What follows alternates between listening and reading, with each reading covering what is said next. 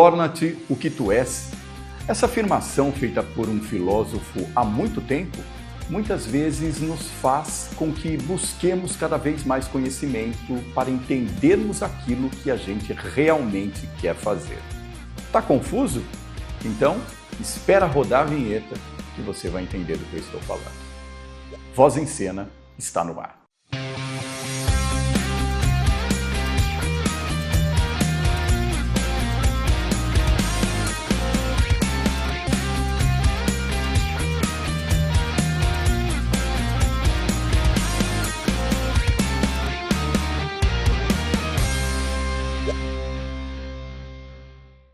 Olá, pessoa! Mais uma vez, seja bem-vindo ao programa Voz em Cena. Você sabe que aqui nós trazemos pessoas de diversos segmentos para falar sobre os assuntos que estão mais quentes na sociedade. E é claro que o autoconhecimento também faz parte deste rol. É por isso que eu digo que aqui é o espaço para você expor o seu produto e as suas ideias, porque aqui nós falamos com pessoas relevantes para pessoas interessantes. E hoje o assunto é com Cláudia Matos, que vem aqui para falar sobre constelação familiar. Antes de mais nada, Cláudia, obrigado pela sua presença. Olá, Carlos, obrigado pela oportunidade da gente estar aqui conversando a respeito de constelação familiar, de trazer essa ferramenta de autoconhecimento que as pessoas ainda pouco conhecem. Ela não é tão nova assim, já tem uma certa caminhada, mas é agora que está se popularizando, então vai ser um prazer esse nosso bate-papo. E a gente falando em popularização, a gente já pensa direto em rede social. Cláudia, constelação familiar é uma religião? É uma filosofia? O que é? Não é religião, não é filosofia. É uma ferramenta terapêutica. O que acontece? Quando nós temos algum ponto cego, nós não sabemos o que está acontecendo, então a gente usa essa técnica, é uma técnica dessa ferramenta terapêutica para entender o que está acontecendo nesse ponto cego, a gente chama de raiz do problema. Então, não é uma filosofia, não é espiritualidade, não é uma religião. Tá? Filosofia, o que acontece? Como a gente conhece essa ferramenta, então nós temos um olhar mais filosófico nesse sentido. Ou seja, quando eu vejo um problema, eu não vou simplesmente olhar para aquele problema, eu vou ter um olhar mais amplo. Então, o meu modo de vida, a minha filosofia de vida é entender que sempre há algo por trás, algo mais profundo que aquilo. Então, é o meu modo de ver a vida, mas não é uma filosofia de vida. Não sei se você consegue entender essa diferença. Ficou mais claro, porque em se tratando de redes sociais, muita gente vende isso como se fosse uma questão de espiritualidade. E é interessante a gente desmistificar isso logo do começo, para que a gente consiga levar realmente essa questão da constelação para o lugar que realmente, de onde ela saiu, de onde ela partiu, de onde ela pode chegar. E esse é um assunto assim, principal da gente estar conversando aqui, Carlos. Porque realmente a internet está levando para um lado místico, um lado mágico, misterioso. E aqui eu afirmo com todas as letras. É uma ferramenta terapêutica, são técnicas que nós aprendemos para ajudar as pessoas a resolver conflitos pessoais e não tem nada a ver com misticismo, magia, religião. Eu sempre falo o que acontece. Maus profissionais não sabem separar a sua questão religiosa pessoal com essa técnica. Então ele acaba misturando a sua opinião religiosa dentro da técnica.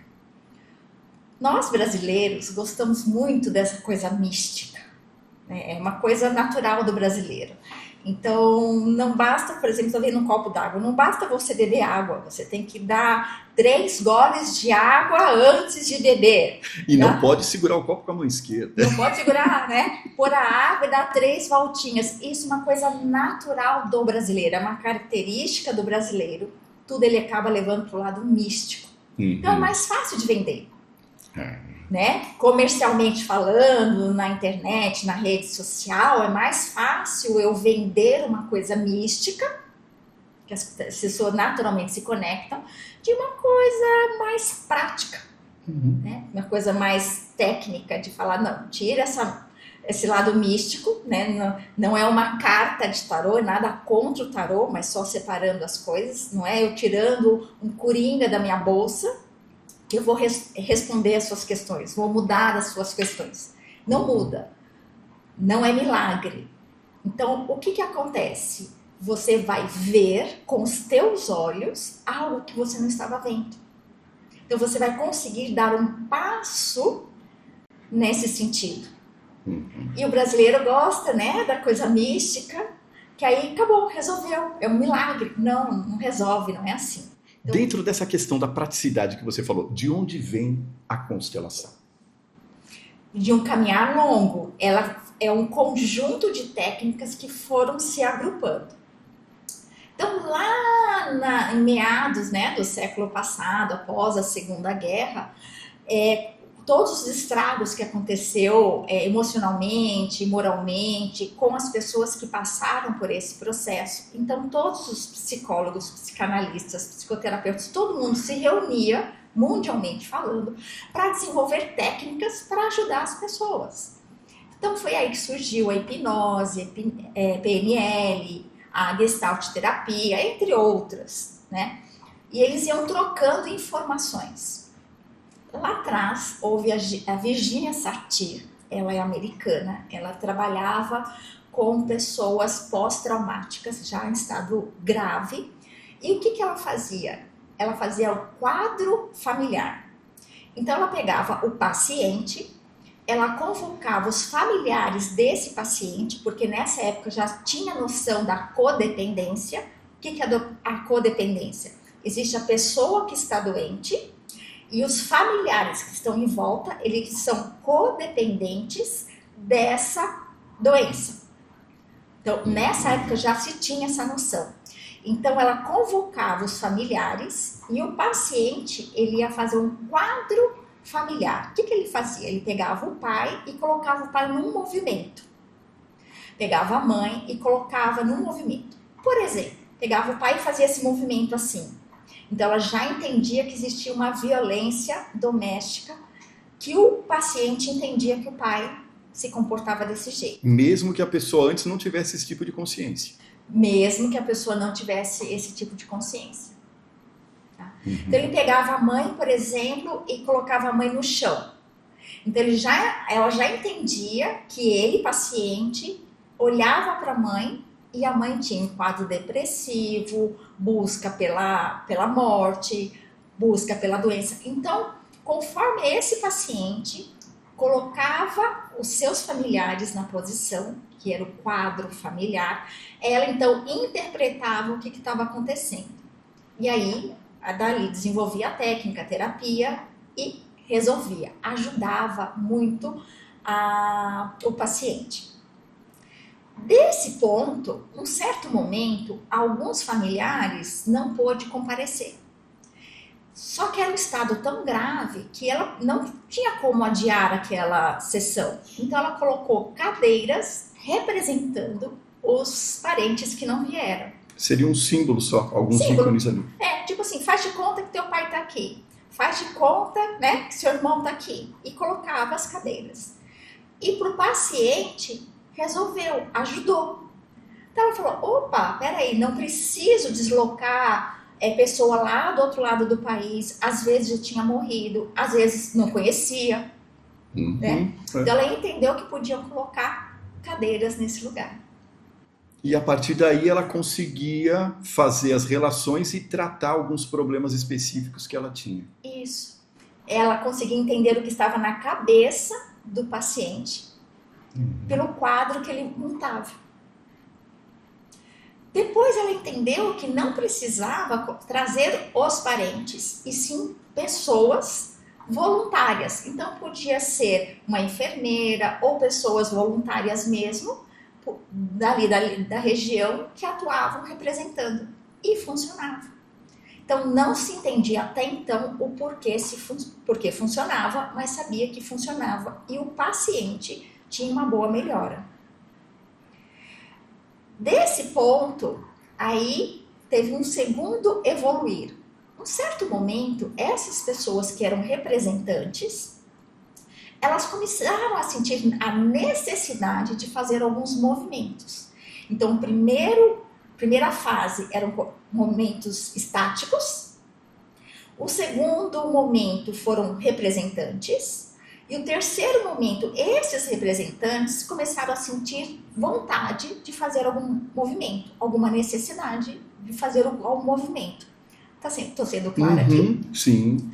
Então, o representante, vamos supor, ele estava em pé, e ele falava, nossa, eu estou sentindo um cansaço, estou com vontade de sentar no chão, posso? Pode, senta no chão. E aí foi sendo incluído movimentos dos representantes. Então, já não era mais estático e já havia algum movimento. Nesse movimento, então, o profissional entendia o que estava dentro da cabeça da pessoa sendo constelada, do paciente. Esse papo está bastante interessante, mas nós temos um intervalo para que você reflita também e entenda melhor o que nós vamos tratar aqui sobre a constelação no próximo bloco com a Cláudia Matos. Espera aí.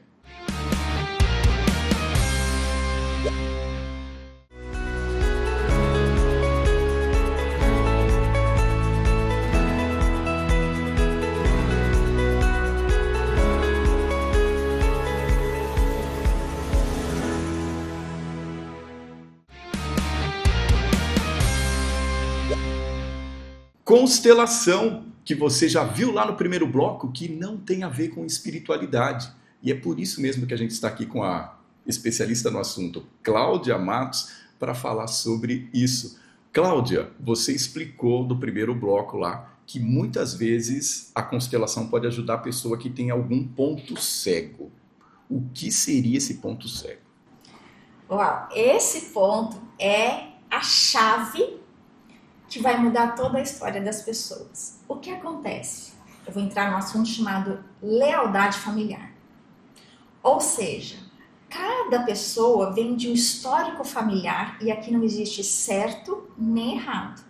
É histórico familiar, cultura familiar, hábitos familiares, cada um tem a sua.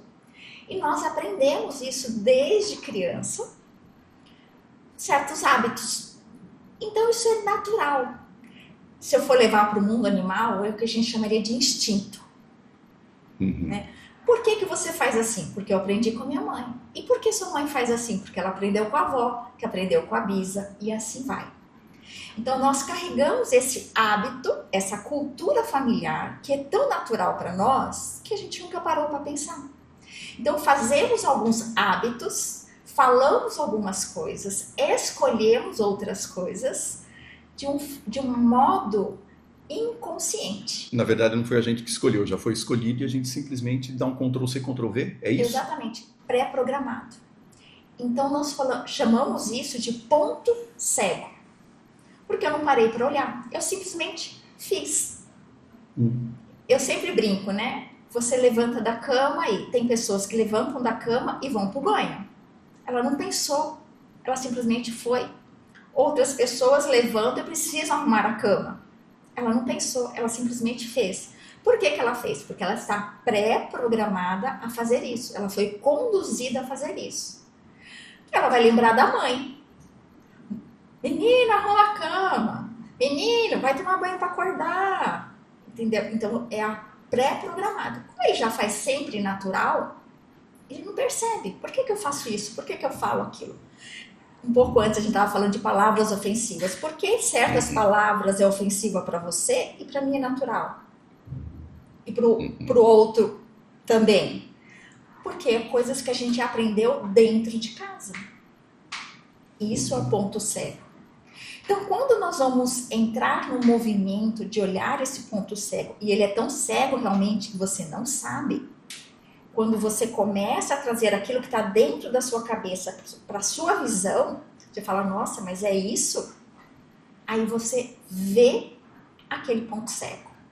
A partir dali, você consegue mudar aquilo que você quer mudar. E muitas vezes esse ponto cego, Cláudia, pode ser algo bastante que está trazendo negatividade para a pessoa? Alguma falta de progresso, alguma coisa nesse sentido? Sempre. Sempre. Tem coisas boas, Mas normalmente tem coisas ruins. Ou Geralmente não tão boas. é mais coisa boa ou mais coisa ruim? Olha, mais coisas ruins. Porque já vendo nós, seres humanos, desde a pré-história, é melhor você aprender que guardar na sua memória que esta fruta, se você comer, morre, do que todo este pomar comer à vontade. Então, o que é mais fácil você guardar na sua memória? Coisa negativa. Esse não pode. Esse animal é feroz. Isso é perigoso. Então, para nossa sobrevivência, nós temos que guardar alguma coisa. É mais fácil guardar o perigoso do que o bom. Então, por isso que a gente sempre traz no nosso ponto cego a parte ruim. Em tudo, em tudo. Doença. A gente chama de autossabotagem. Questões no trabalho, que daqui a pouco a gente vai entrar mais específico na área do trabalho. Então, relacionamento. Por que você escolheu certos tipos de pessoa? Agora tá na moda dizer dedo podre. Por que a pessoa se autodefine como um dedo podre? Porque ela foi pré-programada para escolher esse tipo de pessoa em lealdade familiar. Tá? Até então, muitos terapeutas e psicólogos trabalhavam até a gestação. Então, você é assim porque aconteceu isso na sua infância ou na sua gestação. Com a constelação familiar, teve um olhar mais amplo, a gente fala muito isso, né? Um olhar mais amplo, que não para na gestação. Você vê a história dos seus pais, dos seus avós, dos seus bisavós. Então, por exemplo, nós estamos aqui na cidade de Jundiaí, tem muito imigrante italiano. Então, nós temos, meu avô é português. Então, vieram da Europa, teve todo aquele trajeto de chegar aqui no Brasil, todo aquele histórico. E o que é muito comum para nós brasileiros, e principalmente aqui na nossa região? O trabalho, o que é? Uma luta. Porque os nossos ancestrais vieram de lugares de luta, de dificuldade. Mas a Bíblia, é engraçado isso, porque a Bíblia mesmo fala, né? Do suor do teu rosto comerás, ou seja, se você não ralar, você não vai ter nada. Sim, mas só que aí você tem o olhar. Lembra do olhar espiritual?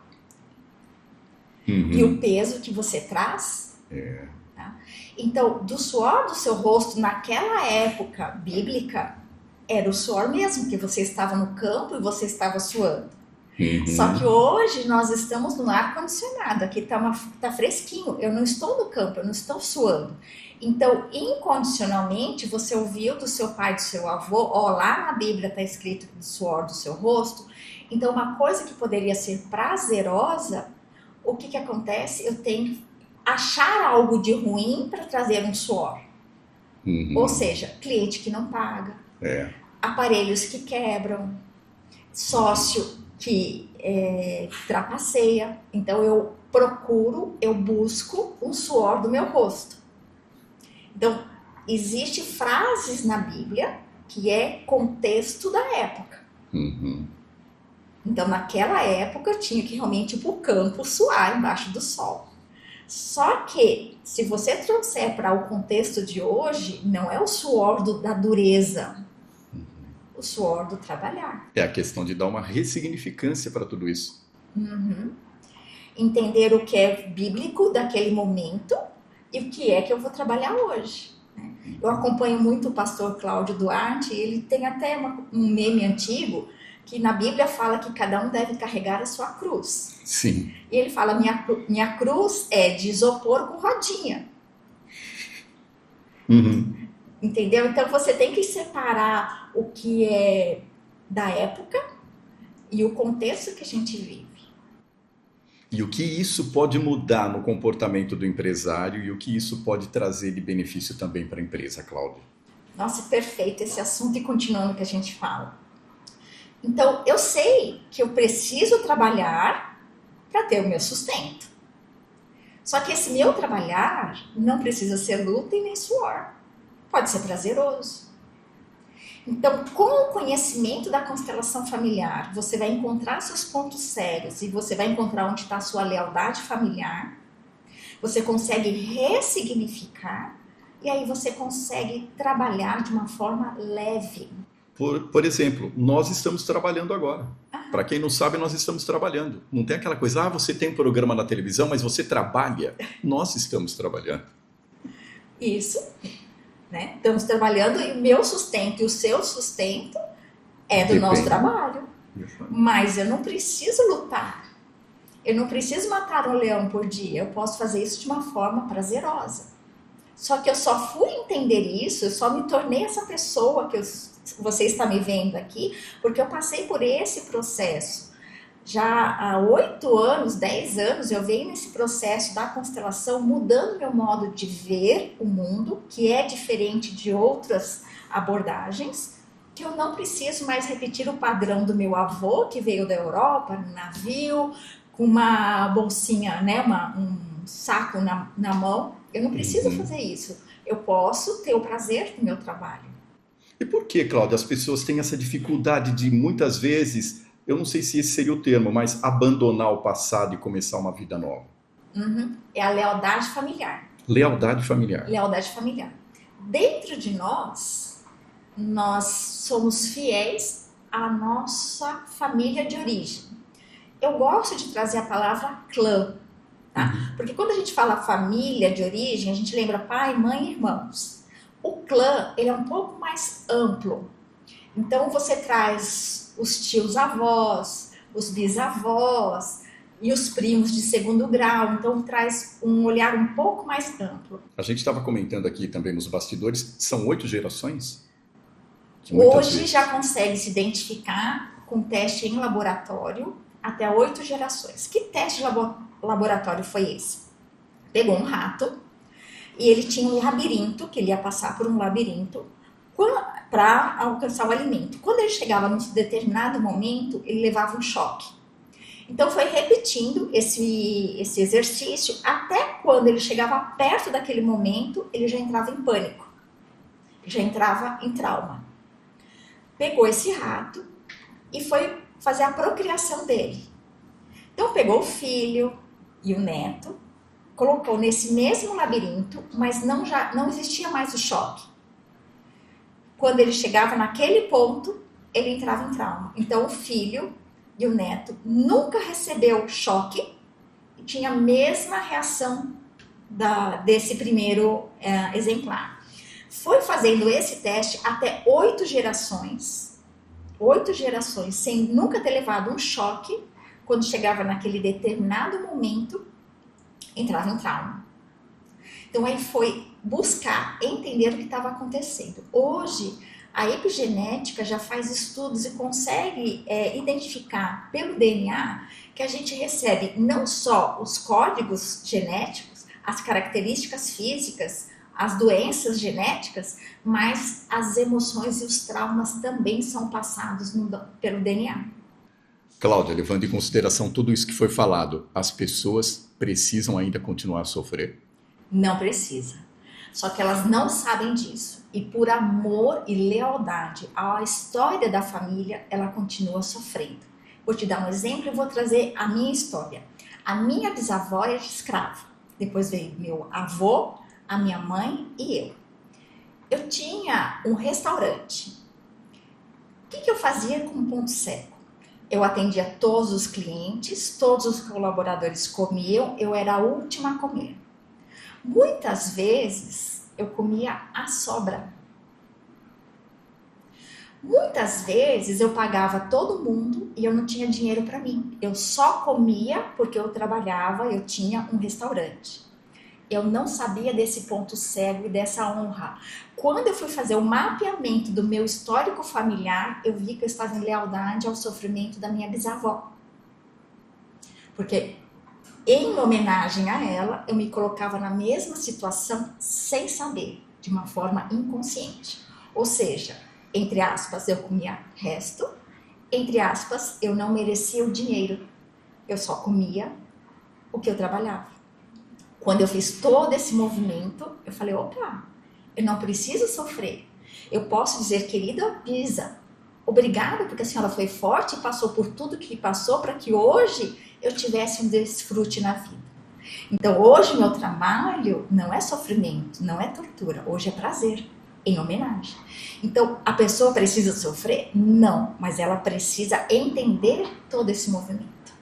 Fez sentido para você? Fez sentido. E eu creio que faça sentido para você também que está aí do outro lado, que com certeza acompanha o Voz em Cena, que volta na próxima quinta-feira, às 18 horas, com papos interessantes assim, como eu trouxe aqui com a Cláudia Matos. Cláudia, muito obrigado pela sua presença, muito obrigado por enriquecer cada vez mais o nosso programa. Eu que agradeço pela essa oportunidade de estar servindo a sua família e a família de todos que estão assistindo. Obrigada. É isso.